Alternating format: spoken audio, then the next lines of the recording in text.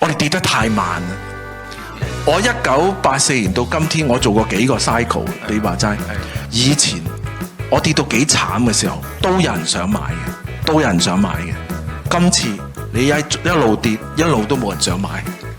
點解啊？因為跌得太慢啦。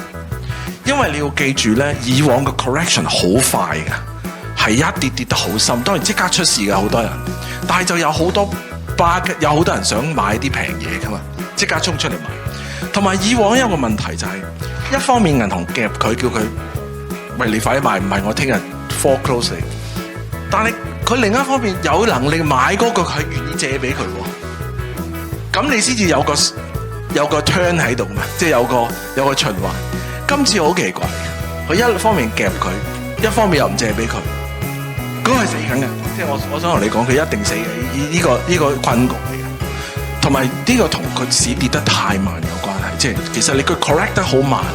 今次其實咧，坦白講，我84年做好多84年當年全香港幾個大 developer 有啲好大 developer 後尾出事，嗰啲到我到今日嚟講都同我係好朋友嚟嘅，我哋成日都傾偈。